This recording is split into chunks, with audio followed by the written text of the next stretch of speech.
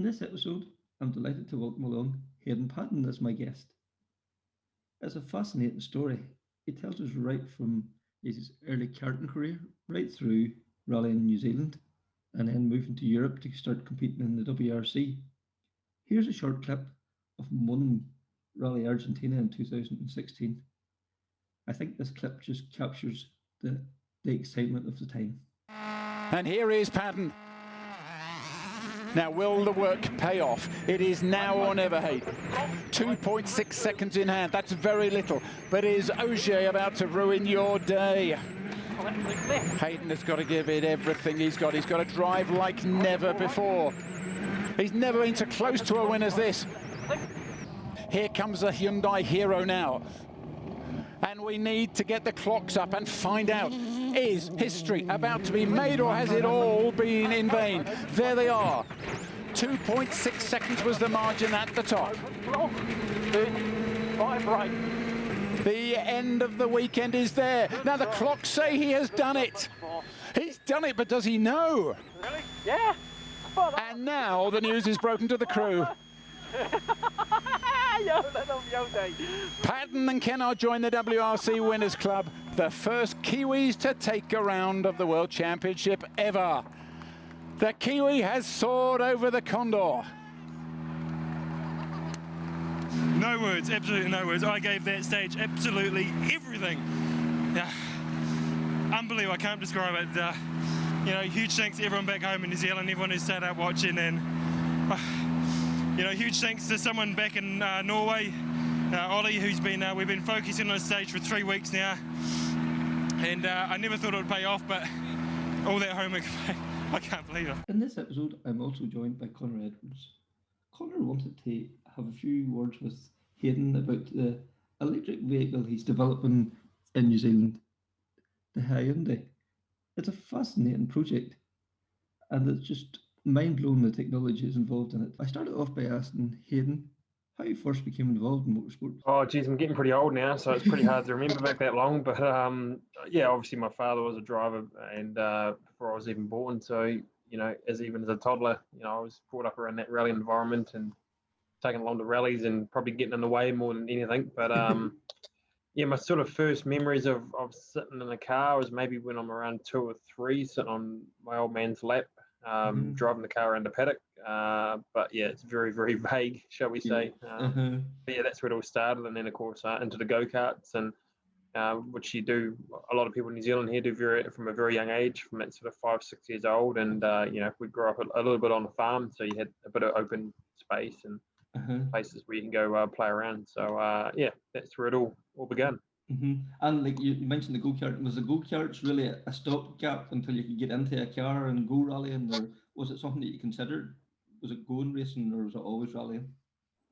Well, to begin with, you know, it was all for fun as you're a kid. You know, it was like, you know, you're incredibly lucky to go out on the weekends and go race go-karts. And it started off with the family dirt karts when I was younger, and then beyond that, it developed into what we call here formula karts, which is like on a racetrack. So we did that for a few years, and at the age of 12, before we went out and bought my first car, you know, my father actually said, look, you need to decide, do you want to go rallying or do you want to go circuit racing? And we sort of had once we sold my go-kart, we had a six month sort of standby, if you like, to decide which way did I want to go. And I always knew I wanted to go rallying. To be honest, I didn't have to spend 6 months deciding, because I already knew what I wanted to do, simply because that's what I was always brought up around. And that's what you know, my father was a massive role model, and I absolutely admired what he did with rallying. So, yeah, it was a no-brainer, but yeah, there was a decision-making process there when I was younger.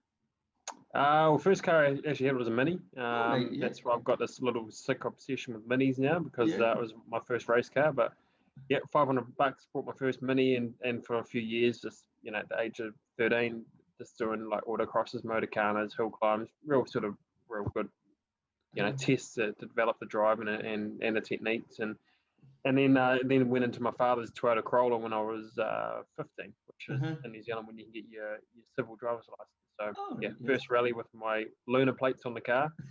Certainly got a few looks, if you like, but yeah, there was a bit of a progression there, and the Mini was a great way. Like, you know, my father was very set on for me to develop as a driver. I had to learn how to drive a front-wheel drive car, and that's where the whole idea of a Mini come from, because it sort of taught you the right driving techniques, left foot braking, carrying all the speed, and that then went into the front-wheel drive Corolla, and then of course beyond that four-wheel drive. So that was always the front-wheel drive route that we always took.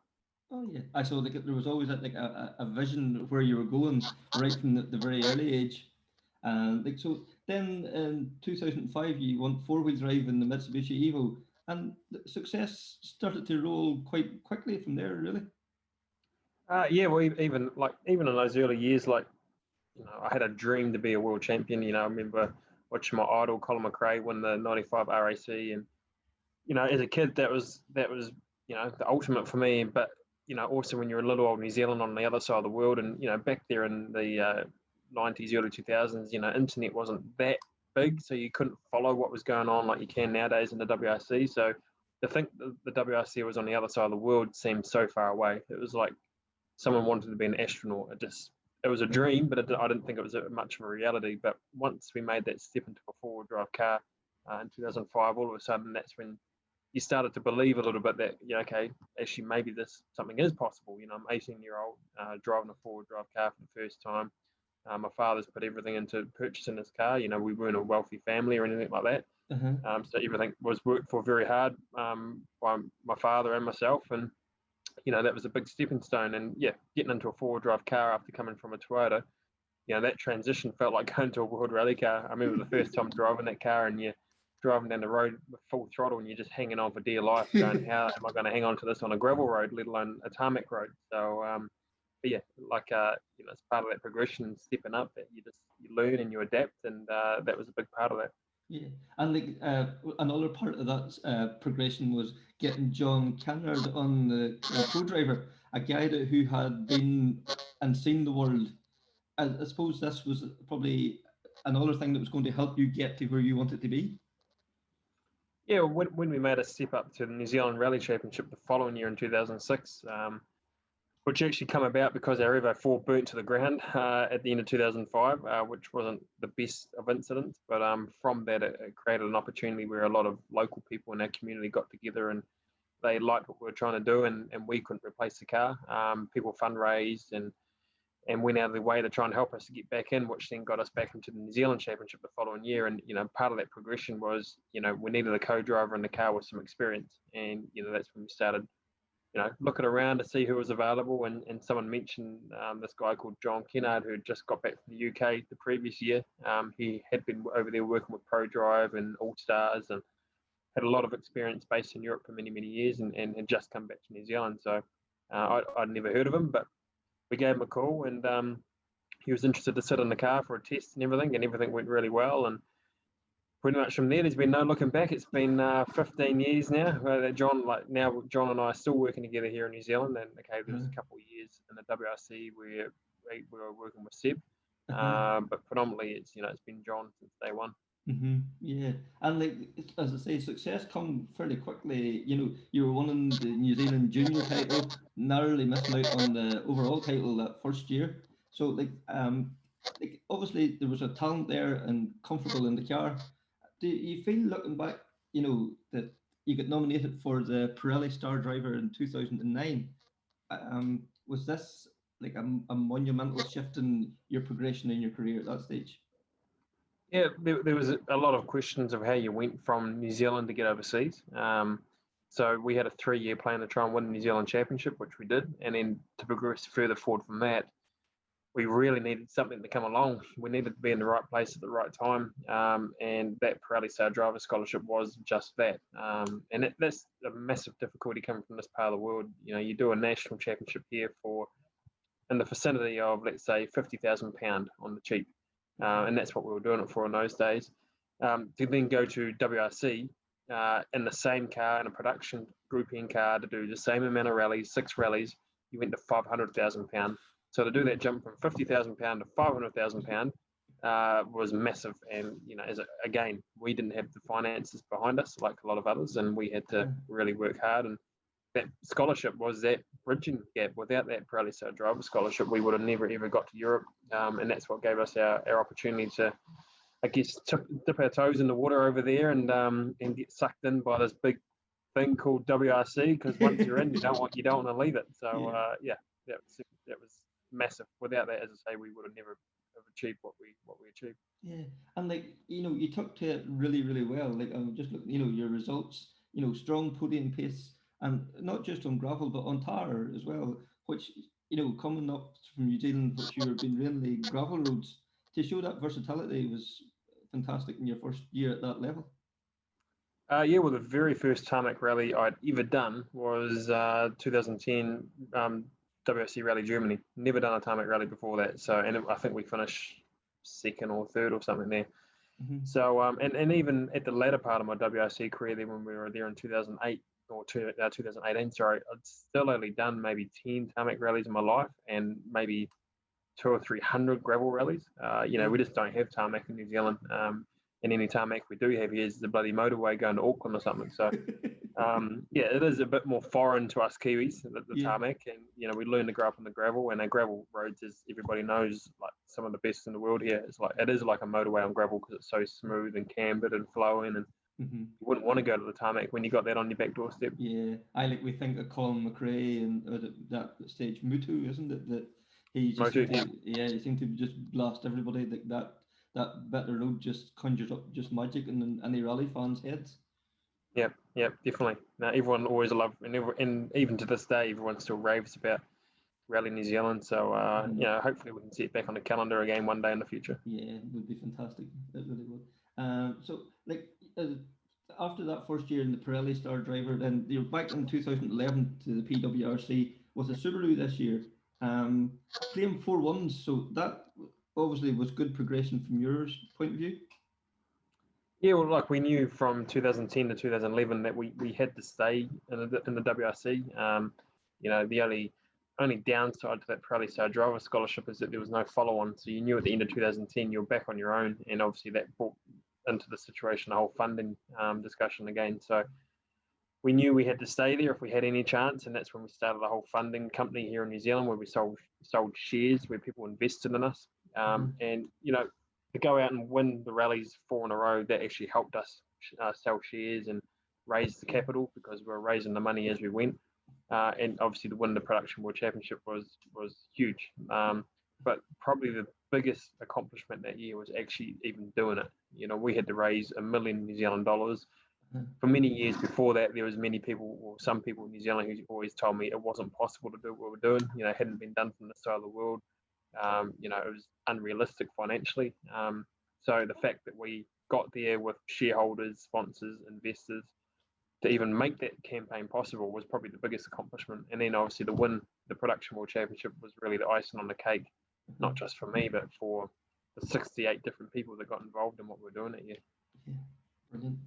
And then 2012 and 13, the S2000s was becoming the second category in WRC, so you went down that route. Probably fair to say that probably wasn't your best time. You were incredibly fast, but seemed to be let down a lot by mechanical issues and one thing and another. 2012, we actually had a couple of opportunities to win the championship that year. But we just had a few things that didn't work out our way. We had some strange engine failures. A lot of mechanicals. Made a small mistake in France where we got stuck with 2 wheels still on the road when we were leading the rally going into the last day. Just lots of little silly things that year in 2012. But we had the speed, and even against Ogier that year, who was competing in the Skoda when he was doing the Super 2000 thing as well. So there was still lots of positives to take away from that year, but it really did dry up our funds that year.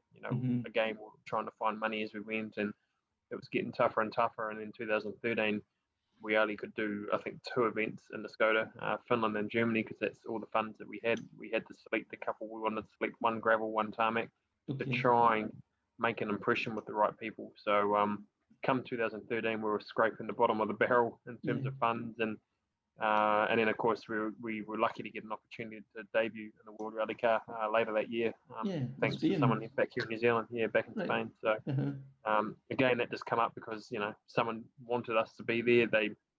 We were well in the red, if you like, and we dug ourselves a big hole, and we got rescued by someone who said, no, we need to get him in a World Rally Car, and gave us that opportunity. So we're very lucky to get that. And then, of course, at the same time, Hyundai had announced that they were going to be entering the World Championship the following year, and we sort of chased that like a dog with a bone, seeing it as an opportunity all of a sudden for us to have a last-ditch attempt to stay in the WRC, because if Hyundai didn't enter then, we were gone after 2013. We had no money and no opportunities, and we're very much on our last legs. And like, so you got the call then for 2014 to be part of this new team. It must have felt like all your Christmases come at once then. Yeah, I wouldn't say we got the call. We had to go chasing it. As I say, we're like a dog with a bone. As soon as that announcement came out, I was talking to Hyundai Korea, I was talking to Hyundai New Zealand, I was on the phone, I was sending countless emails, I was sending my CV off to everybody. I knew that was an opportunity for us, because up until then, the manufacturers that were involved were not interested in the New Zealand car market, and the commercial side of the sport is a very real proposition that you have to consider. And all of a sudden, Hyundai was a key car seller in Australasia, so we saw an opportunity. So yeah, it took a lot of negotiation, and there's still a little bit of funding involved. But once we got the nod to have a limited program in 2014 with an official manufacturer team, it was certainly a dream come true. And it was pretty amazing, as I say, just even to get that opportunity. Yeah, and like, right from the start, like when you're in a team along with Terry Neville and Hamlin and Sordo, you had to step up your game, because like there's no point of going there and just driving around. You had to be competitive. You got to be competitive, but I think you've also got to do it in a very methodical way. In terms of throughout my career, I've never been one of these drivers that go out and just, when you got all the pressure and you got the atmosphere and you got the environment, it's sometimes easy to get overexcited and go and think that you have to prove a point, and then all you end up doing is crashing on the first corner and you make no point.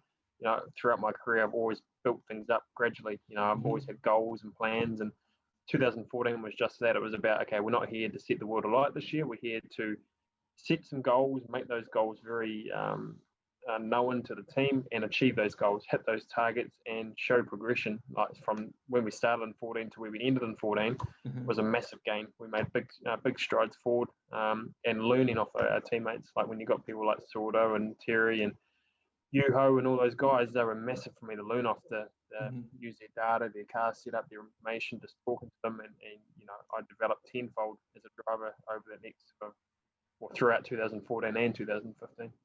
And like, to round off 2014, was Australia like probably the event closest to home for you? To come away there with 6th overall just showed what you had learned throughout the year. That must have given you great confidence then going into 2015. Yeah, well, obviously, I think by that stage we'd secured another contract for 2015. So at that stage we were on 1-year contract. So of course there was always pressure to perform and meet your objectives, so you can try and get another contract.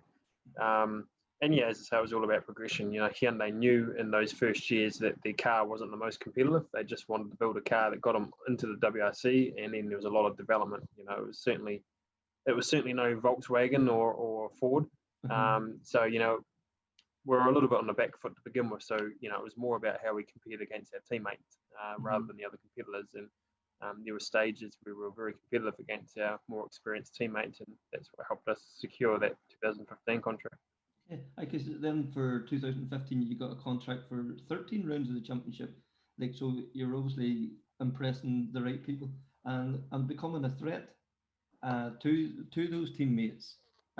Sardinia that year went particularly well. You were leading for a good lot of the rally. Like OJ had a puncture, I think, on the Friday or something. But you were setting the pace. I know he was chasing you down, but that must have been an absolutely fantastic feeling.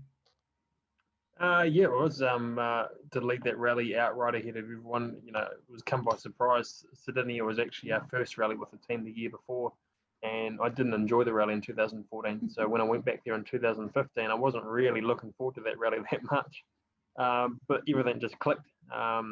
After a year with the car, everything was just sort of naturally progressing. You're feeling more comfortable with the car, with the setup. Things were just developing naturally, and yeah, things clicked in Sardinia, and we're leading the rally for half of it until we had a gearbox mount broke that meant that we had to crawl out of a stage, and we dropped a lot of time. But to be fair, we were actually quite lucky just to finish that rally. So to get through and to get a podium in that fashion, which it was completely unexpected because we never went to that rally thinking we could get on the podium. It was pretty surreal. It was an awesome feeling when you're on that podium for the first time, and something that you only dreamed of as a kid to even stand on that podium and see the New Zealand flag behind you. Yeah, very proud moment for you, I'm sure, and your family back home as well too. They know they had put so much on the line to see you doing that. It must have been phenomenal. I did. Well, luckily for us, a lot of our key supporters and people were actually there in Sydney. So it was pretty cool to share it with them and for them to be at the side of our first podium tonight. It was cool. So then 2016, then another 13 rounds.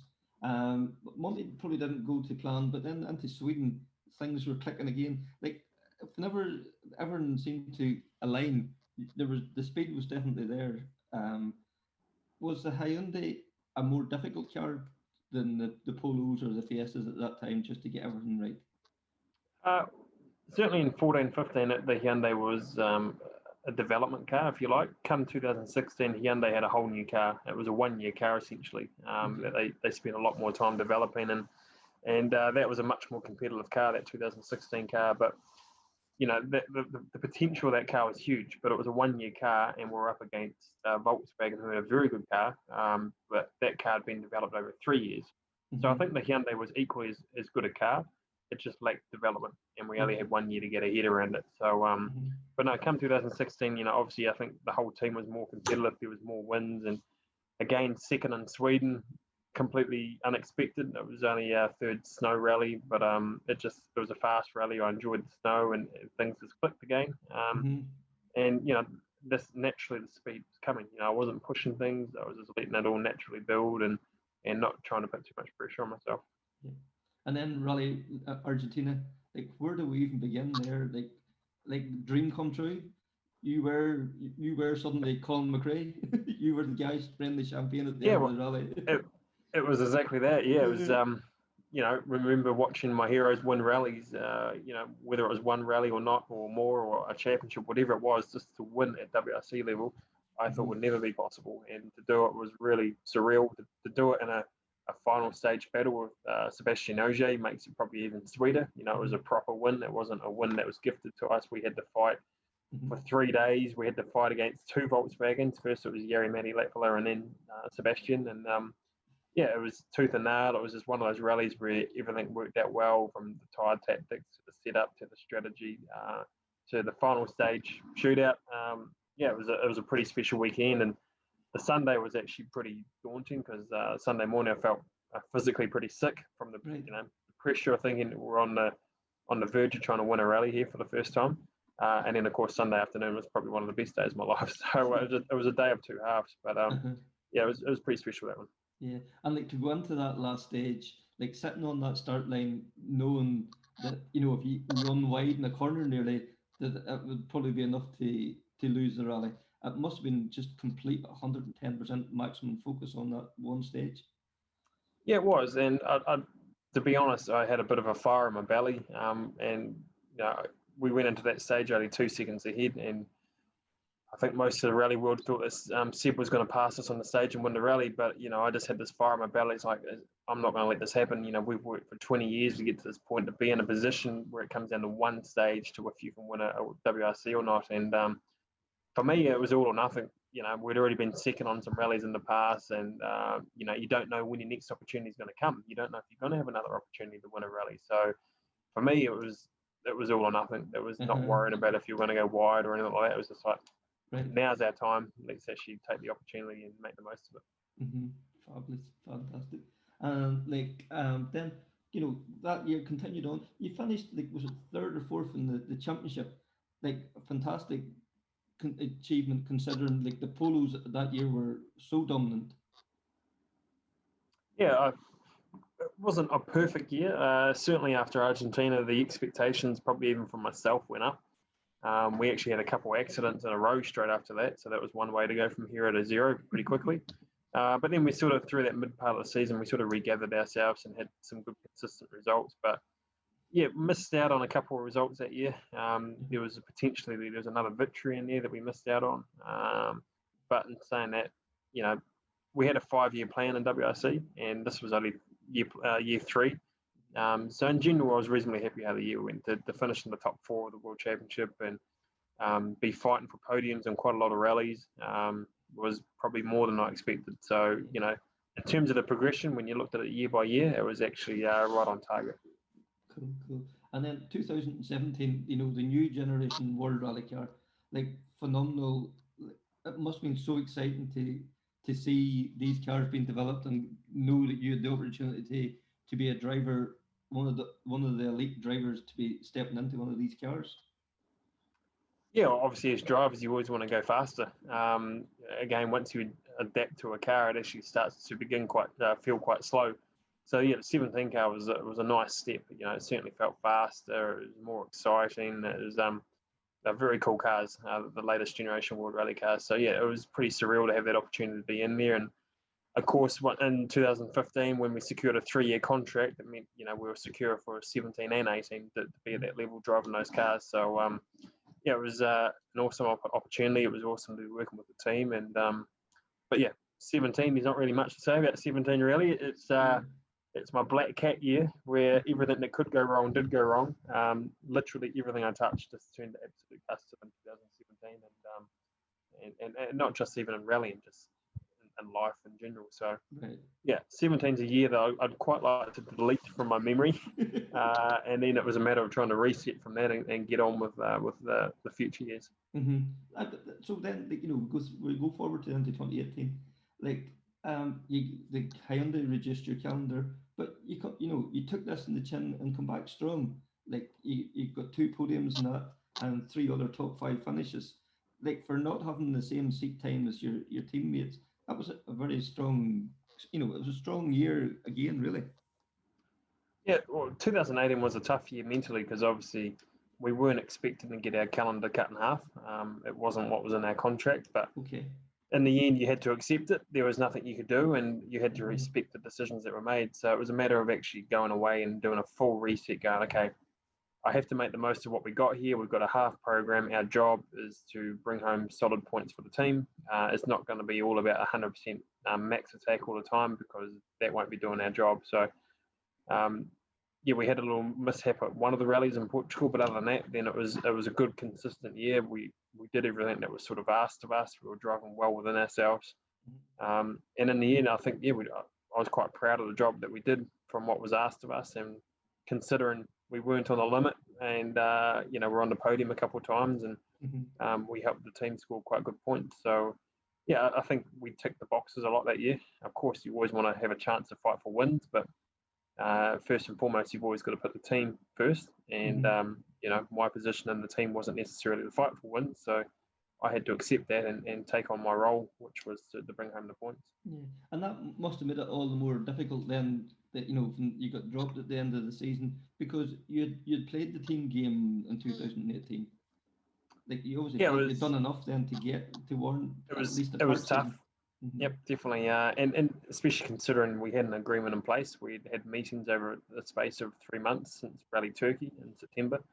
And for those 3 months leading up to Christmas, we understood we had a deal. We were back in the car again the following year on the same sort of program, and it was a done deal. And then, when we get the phone call to say Loeb's coming into the team, completely caught us off guard. We had no idea, and again, nothing you could do. The decision's out of your hands, and so that was a really bitter pill to swallow because you felt like you did everything you were asked of in 2018 and did the job that was required. And I think we were the second highest point scoring driver in the team that year out of the 4, and yet we were the one that got dropped. So it never made any sense to me. And I can understand if a 9-time world champion comes knocking on your door, of course you're going to take it. And unfortunately, we were the collateral damage of that, if you like, of Seb coming back. So, again, nothing we could do. We just had to accept it and try and move on. Yeah, but once again, your backer stepped up, and they got a budget together for you to go and do Finland and an M Sport car. But unfortunately, it didn't happen. You had an accident in testing, but like one of those very unfortunate things. But to have that support behind you, it must give you great pride. It does, and we after the end of 2018, we could have very easily just gone home, sat on the couch, and wait for the phone to ring and go, all right, someone will ring us. There'll be an opportunity, but we've never ever had that work ethic. We've never had that sort of, I guess we've never relaxed or rested on our laurels. So we went out and we worked our way to try and figure out how we're going to get back there. And even for Hyundai New Zealand to accept us to go back and do it in a Ford was massive. We built a very long, loyal partnership with Hyundai New Zealand, and we didn't want to just throw that away. So for them to give us permission to go do some events in Ford was massive. And we had to raise another $500,000 in 19 to do, obviously, firstly Finland, which didn't work out.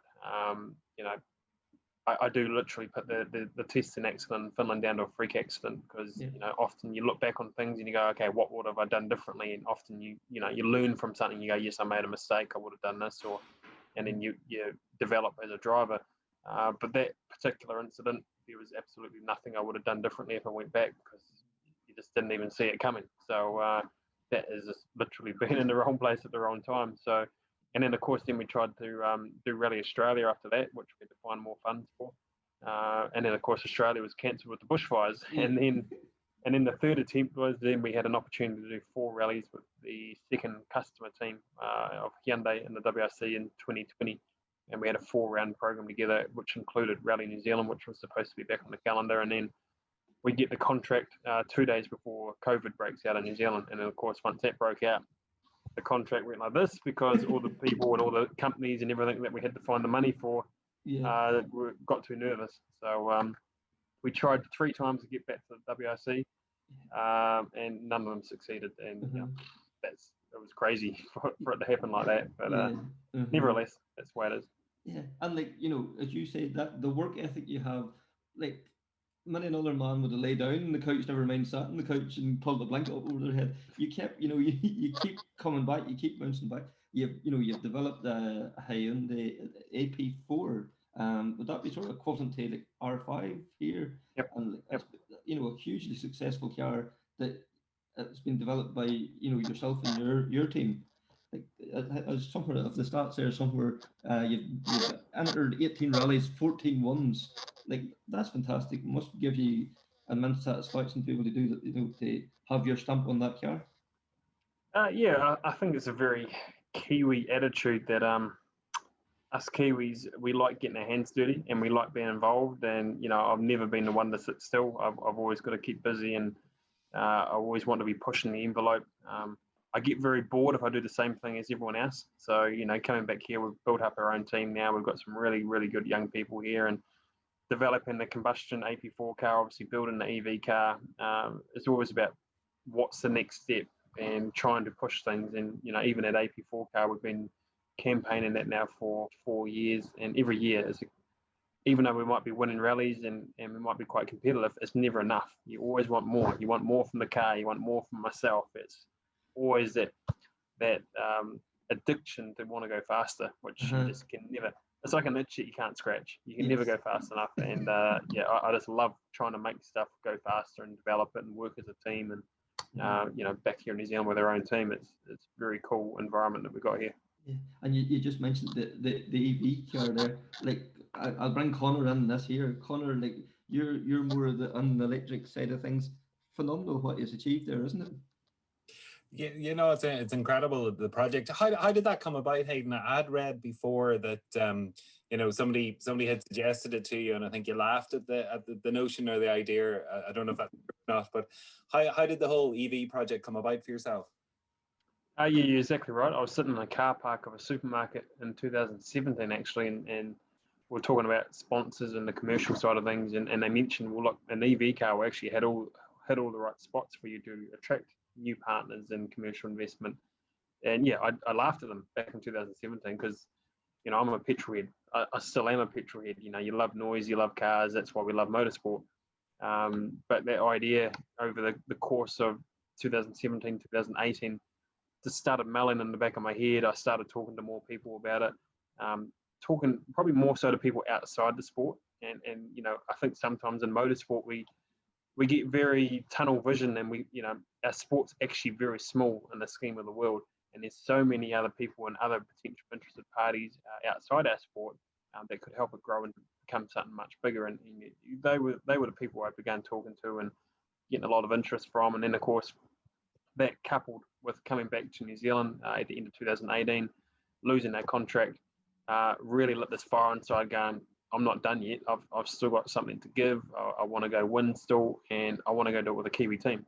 And, then you had to look, okay, I've got a 5-10-year plan in place now to go back there with a New Zealand team, our own team. And then you look at that 5-10-year plan and you go, well, what are the cars going to be? And it's very clear with how the automotive industry is changing now that it will be EV or hybrid or hydrogen or whatever it may be. It won't be a full combustion car. So I saw there was a window of opportunity to go, okay, let's get a head start on this. Let's start now in New Zealand. We've got a governing body here that's trying to encourage innovation. The rallies are more compact in New Zealand. Kiwi ingenuity goes a long way as well. And often when you're down here on the other side of the world, you can sometimes develop projects in a quieter way, if you like, and then come out and surprise people. So, yeah, it was a combination of a whole lot of things about how the project came around. And then, of course, we started in 2019 and launched the car last year. And just on it, we're seeing obviously the regulations for the WRC is going towards a hybrid, but EVs aren't too far away, and we can see that certainly the regulations are going to change in a couple of years towards the EV. Have you had much interest or approaches, or even anybody from the teams or the manufacturers approaching you to find out how you've gone about this, or ask for your input or your thoughts? Not so much yet, because obviously we still have to make the project work on a full-length rally. We're probably still 12 months off that, so we've obviously got the car running, we're doing testing and developing, but we're doing it with a smaller prototype battery at the moment that helps us to establish what we need to make it work in a full-length rally. But yeah, no, hopefully next year we'll have it working in a full-length rally. And some of the motive behind that is, our business model is about developing technology and technology solutions. But from a sport perspective, us alone, we're a team of 7 people at the moment. We can't change the sport. We can't make the rules. But we can make a statement. And if our statement can be that a full EV can work in a full-length rally, then there's no excuses why the sport can't develop. And the reality is rally has to develop. You can see there now, there's effectively 5 or 6 seats at the top level of WRC for drivers. And, that's wrong in any form of motorsport. And there's no new manufacturers at the moment talking about coming in. And until the sport is relevant to the industry, and the automotive industry that is, manufacturers won't come in, because, at the end of the day, if they're pouring in hundreds of millions of dollars, they need to sell a hell of a lot of cars to recoup those costs. It is a marketing exercise. They're not just doing it for shits and giggles. They need a return on that investment, and the sport then needs to be relevant to, 1, help them develop technology for the road car, and then 2, help them showcase the technology of why their brand and their product is more superior than others. And that's why I think, whether we like it or not, as pure fans, if we want to see the sport alive, if we want to see cars going fast, going sideways, then we need to accept that this natural development has to happen. And what do you call it? Just you mentioned costs there for teams and that, and I know we're looking at close to somewhere between 800,000 to €1 million for the current works cars, per car. With the likes of the the electric vehicles, do you think those will be affordable down the line, or is this going to be manufacturers only running these, or will somebody coming in to do what do you call it, R5 level or something like that, be able to afford to run these? Yeah, it's a hard one. I don't think there is any correct answer at the moment in terms of the future of rallying. At the end of the day, it's not all motorsport or all rallying that's got to go EV. It's only ever got to be that top tier of the sport where that main manufacturing commercial money is coming in that gives the sport the profile, the following, and then that drip feeds into all other levels of motorsport around the world, from combustion, club level, whatever. It gives the sport the profile and the following. But yeah, like at the moment, the technology is expensive. Like our car here to build now is eye-watering expensive, but it's a matter of us biting the bullet, because we want to put our flag in the sand and state that we're here as a team. And if we wait for it to become cheaper, then everyone will be doing it, and we've missed that opportunity. But I think it's a simple supply and demand. As time goes on, the technology will get cheaper, and that might take 2 or 3 years to trickle through. But yeah, in terms of the future, it's really, really hard, whether it's with the WRC cars going into a full hybrid or EV system, or whether it's converting an R5 car, a lesser car, into a hybrid. The new WRC regulations for next year with the hybrid system is actually very small. It's a very, very small battery that ain't going to do a whole lot. It almost seems like a bit of a tick the box item just so they can call the cars hybrid. But the actual effectiveness of that hybrid system is, well, we're yet to see. I guess the proof will be in the pudding, but on paper, it doesn't look that promising. Mm. And you're working with Stoll, who are developing the electric rallycross cars. Do you think that's probably where you'll get to showcase, your car, or do you think there will be an opportunity to actually get it physically? How long do you think before it can physically rally, competitively? So we're only focused on rallies. Obviously, this technology exists in rallycross where it's a lot more logistically achievable. We're taking it to the next step and going, well, no, my passion's rallying, and that's where I want to prove the point with this. So, as I say, that's what makes the process so long in terms of trying to make it logistically work in a rally. But there's a lot of technology getting developed in the background right now that I would suspect as soon as maybe even halfway through next year, will make it not too dissimilar to a petrol car in terms of you'll be able to get that same sort of range, around 50, 60 kilometers out of a battery charge, which is the same as what you get out of a full tank of gas.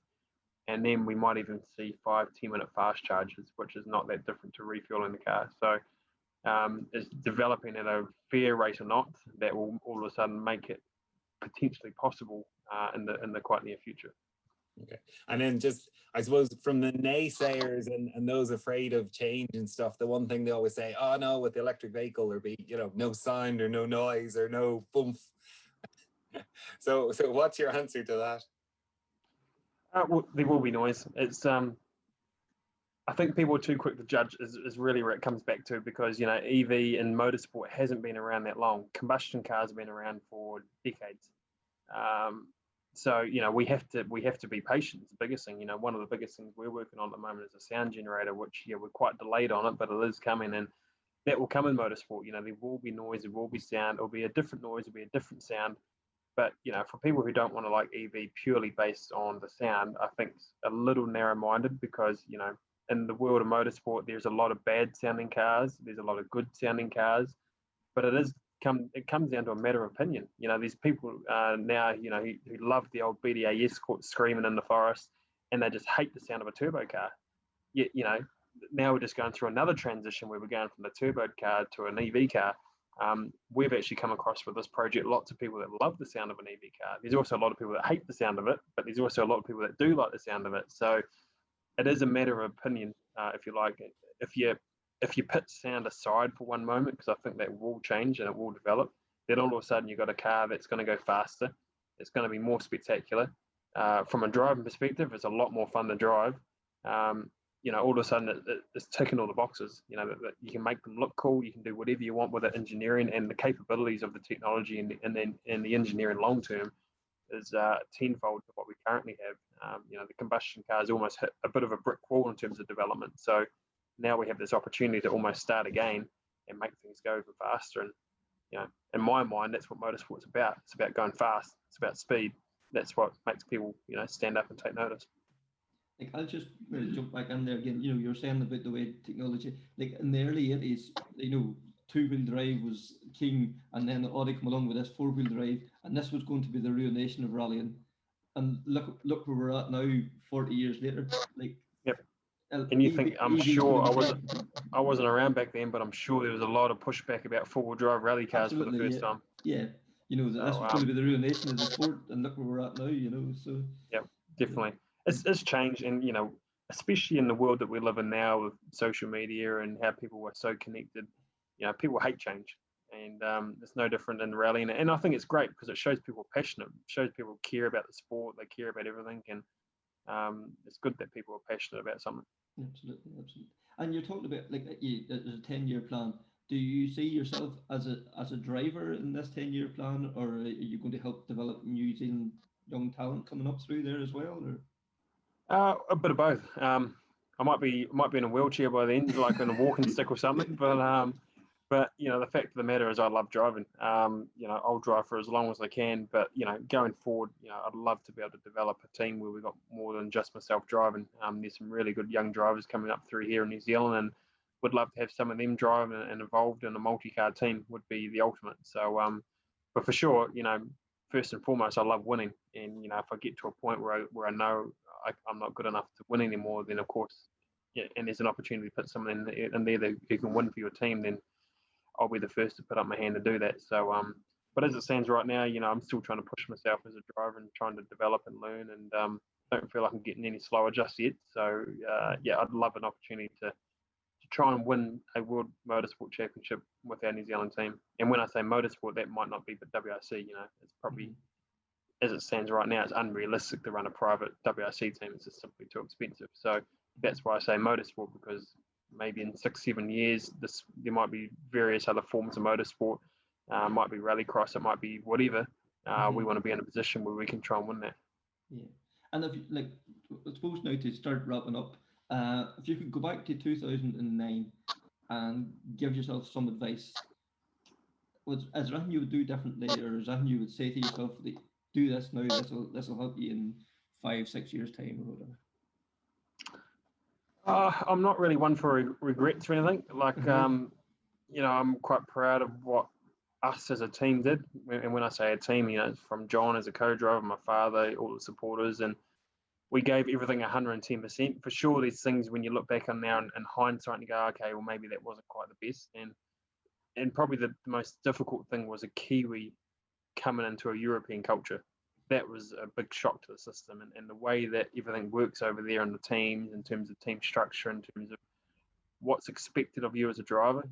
The Kiwi way is that you come in and you try and help out in every area. If you finish driving, you go on to something else or something else or something else. You just don't sit back and wait for the next driving thing. And that's probably what took me the longest to adapt to, was learning to step back and actually only drive and not overstep the line in terms of trying to help with the engineers or develop the car or whatnot. And even though it was in the best interest of the team, it was never accepted that well in Europe. So if I was to change anything, that's probably the one thing I would change in terms of trying to adapt into that European culture a little bit better. Yeah. And like we mentioned just very briefly earlier on, like New Zealand, some of the best roads in the world, would just be magical. I know we want around the World Rally Championship here in Ireland, and hopefully next year. But I'm saying it's a dream of yours to be competing in New Zealand once again. I know you've done it in the past, but I'm sure you'd love to be competing in WRC in New Zealand.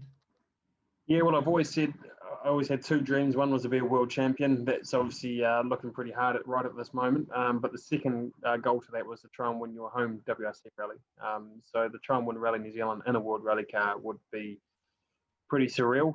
We thought we nearly had an opportunity to do that last year, because obviously Rally New Zealand was on the calendar, and we were pretty excited. We had a WRC program building towards that, and then of course COVID obviously ended all that. So. But I know here in New Zealand, they are still trying to fight to have a round back, maybe as soon as next year. So they haven't given up yet. And if that does come back, then for sure we'll make sure we're there, and we'll give it. It might be your one and only chance to try and give it a crack to try and win it. So I'm still trying to be hopeful of that anyway. But it'd be great to see Ireland back in the WRC. I've never actually rallied in Ireland before, but I've seen all the bumpy tarmac roads and the narrow lanes. They just scare me by just looking at the videos. So I don't know if I'd be brave enough of those. I would say you wouldn't be long getting on to the hang of it. Yeah. So, I'm just from talking to you, this last question, I suppose, is kind of redundant. You've competed at the highest level. You've been one of those elite drivers. You've started out in your minis. You obviously still get the same buzz on the start line of a stage now as you did right from in those early days. You get the same love of the sport yet. 100%. Even the morning of the rally, even the rally we did a couple of weeks ago, you still get nervous. You still get the butterflies, and that's really good, because it shows it means something to you. You still get the adrenaline. And then once you get into the first stage and you've got the helmet on and you get into the zone and everything's working with the co-driver and the car and everything, you don't get any better feeling, no matter what you're doing in the world. It's just simply like being on a roller coaster, but you're in control of the roller coaster and dancing with the car, if you like. So, yep, I wouldn't change a thing. I love driving cars. It's what I'm born to do, if you like. So I'll keep doing it for as long as I can.